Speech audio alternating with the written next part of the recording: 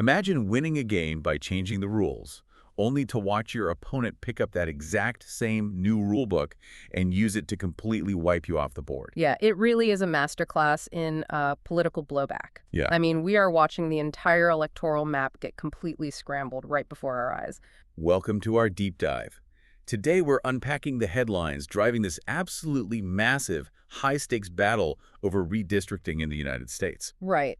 And to jump right in, just over the last few months, former President Donald Trump was actively pressuring Republican-controlled state legislatures, specifically in states like Texas, North Carolina, and Missouri. And the goal there was to redraw congressional maps right in the middle of the decade just to secure more GOP seats. Exactly. Now, normally, map drawing happens once every 10 years, right after the census. Right. So doing it mid-decade is an incredibly aggressive flex. And, well, at first it actually worked. Texas quickly enacted a new map designed specifically to deliver 5 additional Republican seats. But that strategy provoked a spectacular counteroffensive. Because Democrats didn't just file lawsuits, they launched a forceful, highly coordinated campaign to erase those GOP gains using the exact same mid-decade maneuvers. Yeah, and the numbers here are just staggering. Voters in deep blue California and light blue Virginia passed ballot referendums to temporarily suspend their independent redistricting commissions. Which essentially cleared the way for them to enact new maps heavily favoring Democrats, right? Correct. In California, the new configuration favors Democrats in 48 districts. And in Virginia, they enacted a map where Democrats are favored to win 10 out of 11 districts. Wow. Yeah, this basically neutralized the GOP's anticipated gains nationwide. House Minority Leader Hakeem Jeffries bluntly warned that Republicans started this war, but Democrats are finishing it. He literally stated, "When they go low, we hit back hard." So our mission today is to look under the hood of this intense battle. We're going to explore the political heavyweights pulling the strings, dive into the cutting-edge supercomputer math now being used to expose rigged maps, and look at the surprising new role that state-level judges are playing as the ultimate referees here.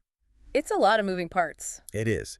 To ground this for you listening, just imagine you're playing a board game. You're halfway through, and the player sitting across from you realizes they don't have enough points. Okay, I like this. So instead of changing their strategy, they just grab a marker and redraw the board so their pieces are closer to the finish line. Naturally, the rest of the table gets furious. Exactly. They get furious, they grab their own markers, and they redraw the board even more aggressively. That is exactly what this mid-decade redistricting feels like. It's not about winning the voters anymore. It's about redrawing the boundaries of where the voters actually live. That's the perfect baseline to start from. But to understand why the table got so furious and why the counterattack was so devastatingly effective, we can't just look at what happened last week. Right. We have to look at the massive political machinery that was built quietly over the last few years, specifically for this exact scenario. Right. Because you don't just magically pull off a nationwide legal and political counteroffensive overnight. No, definitely not. The sources highlight a major organization called the National Democratic Redistricting Committee, the NDRC. It's led by former Attorney General Eric Holder, and it's heavily backed by former President Barack Obama. Yeah, and it's interesting because after leaving the White House, Obama actually made redistricting reform his primary political priority. Which a lot of people might not realize. Exactly, and the scale of what they built is unprecedented. Obama's massive political organization, Organizing for Action, which is often called OFA, actually formally merged with the NDRC. Wait, let's stop and explain why that matters. Yeah. Because OFA wasn't just, like, a newsletter. Oh, not at all. OSA was the crown jewel of the Obama campaign's data operation. I mean, we're talking about a sophisticated infrastructure containing millions of highly engaged volunteers. They had granular voter propensity models, massive donor lists, local activists. So when you merge that with a legal and political group focused solely on drawing maps, you are suddenly weaponizing data. Exactly. You have lawyers filing lawsuits to block Republican maps, while simultaneously you're activating this massive grassroots network to gather signatures for ballot referendums. Like the ones we just saw in California, Virginia. Yes, exactly, to basically change the rules in democratic states. Now, the NDRC publicly states that their goal is simply to establish competitive electoral maps and fight GOP gerrymandering in key battleground states. But, and we want to be perfectly clear that we are impartially reporting the landscape here, Critics fiercely oppose that narrative. Right. Conservative writers and strategists like Cheryl Chumley point to these massive data mergers, and they call this organization a hyper-partisan leftist power grab, just completely disguised as a fight for fairness. And the interesting thing is that Obama himself has actually addressed that exact tension publicly. He gave a speech where he admitted that philosophically he wishes political gerrymandering simply did not exist. He thinks it's bad for democracy. Yeah. But he argued that Democrats cannot unilaterally disarm. His point was that you can't play by the rules of fairness if your opponent is, as he put it, trying to rig the game. Right. He actually specifically voiced support for Democrats aggressively redrawing blue states like California precisely to offset the Republican maneuvers in red states like Texas. Which really makes you look back at the Republicans' initial push for mid-decade redistricting and wonder what they were thinking. Even some prominent GOP voices are calling this a massive unforced error. Yeah, it was a profound strategic miscalculation. I mean, Republicans pushed for this mid-decade advantage, looking at their control of state legislatures in Texas and North Carolina, and assuming they could just lock in a House majority for the next few cycles. But they triggered a dormant machine. Exactly. Prominent Republican figures, including former White House Press Secretary Ari Fleischer and Representative Don Bacon, they loudly warned their own party about this. Yeah. They pointed out that you do not start a street fight if you aren't prepared for the other guy to hit back. They argued it was completely foreseeable that massive blue states would aggressively weaponize their own populations in response. But hang on. If Democrats are essentially using the exact same hardball tactics in California and Virginia that they're actively suing Republicans for using in Texas, how can the NDRC genuinely claim they're fighting for fairness? Yeah, that's the big question. I mean, aren't both sides just using the word fairness as a PR cover for a naked power grab? That is the ultimate cynical yet, entirely rational question. When both sides claim they're just trying to level the playing field, the definition of fairness becomes entirely subjective. Both parties have internal models telling them what a map should ideally look like. Okay, so if both sides are constantly crying foul and both sides are actively drawing maps to benefit themselves, we need an objective referee. Because you can't just look at a jagged line on a map and feel that it's illegal. We need a way to mathematically prove it. Exactly. And that is where the narrative shifts from these political backrooms to literal supercomputers. Oh, this is the cool part. Yeah, researchers have developed a whole field called computational redistricting. To see how it works, the sources highlight a fascinating study out of New Hampshire.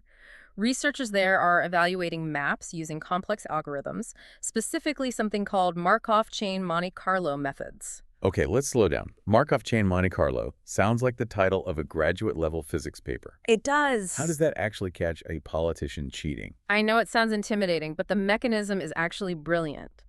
Think of the Markov chain like a blindfolded person taking random steps in a room. The computer takes a state's map and randomly shifts one single district border slightly to the left. It checks to make sure the new map still follows all the basic legal rules, like keeping populations equal and not crossing natural boundaries like rivers. If it's legal, the computer says it, then it shifts another line. And it just keeps doing that. It does it millions of times. Researchers use massive supercomputers, like Dartmouth College's 96-core cluster, to run these algorithms. Wow. And the computers draw millions of random, perfectly neutral maps based only on a state's exact geography and population. They completely ignore political party data. So no voting history, no Democrat or Republican registration data at all. None.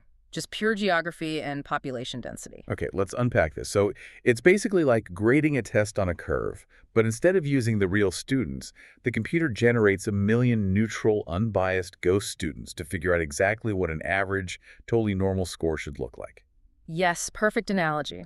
And because they generate millions of these maps, the researchers establish a massive statistical baseline. They create an ensemble of what normal, unbiased redistricting actually looks like. Which gives you a bill curve. Right. Once you have that mathematical center, you take the actual map drawn by the politicians and you drop it right next to the millions of computer-generated maps. And if the politician's map lands way outside that bell curve, you have mathematical proof that human bias was introduced. You know they cheated. Precisely. And in the New Hampshire study, the results were incredibly glaring. The data definitively proved that the map enacted by politicians unnaturally packed left-leaning voters into very specific, isolated areas. Okay, let's define that really quickly because packing is a crucial piece of jargon here. Go for it. Packing is when you take all of your opponent's voters and you just cram them into one single district. You concede that district to them, you let them win it by 90%, but in doing so, you remove all of those voters from the surrounding districts. Right, which makes the surrounding districts way easier for your side to win. Exactly. And the flip side of that is cracking or graining. You pack them in one place to crack their power everywhere else. And the New Hampshire data showed the map packed Democratic voters into towns like Hanover, Keene, and Concord. By isolating all those voters together, the map artificially drained Democratic support from the rest of the surrounding areas. And the sources show the exact numerical impact of that maneuver. By draining those voters, the map pushed Republican vote totals above the 50% threshold in towns like Dover and Portsmouth. Yep. So the supercomputer essentially raised its hand and said, hey, we ran 1 million neutral scenarios, and this specific outcome in Dover and Portsmouth practically never happens by accident. The math literally catches the manipulation red-handed. It removes the subjectivity entirely. The supercomputers and the math objectively prove the maps are skewed. Yeah. We finally have the hard data. But having the data is completely useless if you don't have an enforcer. I mean, someone actually has to blow the whistle, throw a penalty flag, and stop the cheating. Yeah. Historically, people always looked to the federal courts all the way up to the U.S. Supreme Court to fix these gerrymandered maps. And that is where the legal landscape has undergone a massive seismic shift over the last few years. The federal referees basically walked off the field. Wait, really? Yeah. In 2019, the U.S. Supreme Court handed down a landmark ruling in a case called Rucho v. Common Cause. What was the rationale there? Why would the Supreme Court just step away from such a massive issue? Well, Chief Justice John Roberts wrote the majority opinion, and his argument wasn't that gerrymandering is good or fair. Right. His argument was that partisan gerrymandering is fundamentally a political question. He noted that the U.S. Constitution doesn't have a specific mathematical formula for how much politics is too much when drawing a map. Okay, I see. Therefore, federal judges have no constitutional basis to be the ultimate arbiters of how lines are drawn. He ruled it is just not an issue for federal courts to decide. So if the federal courts wash their hands of it, the battle doesn't just stop, it shifts completely to the states. Which means state-level courts have suddenly become the new ultimate battlegrounds. Exactly. State judges are now aggressively stepping into the void. And they aren't using the federal constitution. They're using their own state constitutions to strike down rigged maps. And the sources point out that state constitutions are often very different from the federal one. They have specific clauses that federal judges don't have access to, like free elections clauses. That is the key mechanism. Many state constitutions explicitly guarantee that elections must be free and equal. So state Supreme Court justices are looking at the math generated by these supercomputers. They're comparing it to their state's free elections clause and saying, a map this mathematically skewed violates our specific state guarantee to a free and equal election. And what's really fascinating here is the data shows these state courts are acting with pretty impartial enforcement. They're laying the hammer down on both parties. They really are. Democratic-drawn maps were struck down as unconstitutional by state courts in places like New York and Maryland. And at the exact same time, Republican-drawn maps were repeatedly struck down by state Supreme Courts in North Carolina and Ohio. And in some states, when the legislature's map is struck down, the courts are taking unprecedented action. They tell the lawmakers, try again. And if they fail? If the politicians fail to draw fair lines a second time, the state courts are literally taking the pen away from the legislative branch entirely. They appoint independent experts, known as special masters, to draw the maps for them. Wow. We saw this exact scenario play out in Virginia, Pennsylvania, and New York. An unelected academic or an expert is appointed by a judge to literally draw the congressional boundaries. Wait, I have to challenge this new reality. Doesn't throwing this massive political process to state courts just turn unelected or even locally elected judges into the new map makers? That's a fair point. I mean, are we really solving the problem, or are we just taking the exact same partisan politics out of the legislative chambers and moving it right into the courtroom? It is a massive concern, honestly, and it completely changes the stakes of local elections. Because state Supreme Courts now hold the ultimate unappealable power over congressional maps, local judicial races have become incredibly high-stakes proxy wars. Yeah, that makes sense. We are seeing millions of dollars pouring into local campaigns for state judges. The logic is super simple. Whoever controls the state Supreme Court controls the congressional map. But To your point about them being just as biased, there is one critical difference. Which is? Judges have to show their work. Ah. Politicians drawing lines in a back room can just vote on a map and push it through.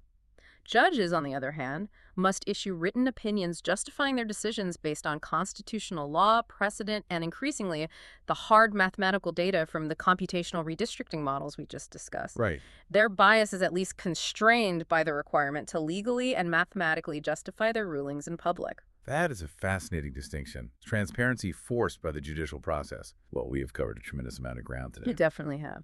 We started by tracking this aggressive, mid-decade political brawl triggered by Donald Trump and the overwhelming counteroffensive launched by Democratic heavyweights operating Obama's massive data machine. Yeah. We broke down the complex supercomputer algorithms, those Markov chain random walks that finally give us objective mathematical baselines to catch cheating politicians.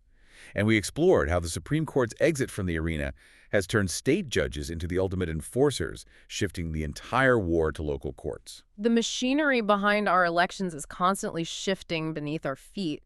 The tools politicians use to build their advantages and the technological tools we use to catch them are just getting more advanced every single year. And this matters directly to you. You might think redistricting is just boring, arcane political plumbing.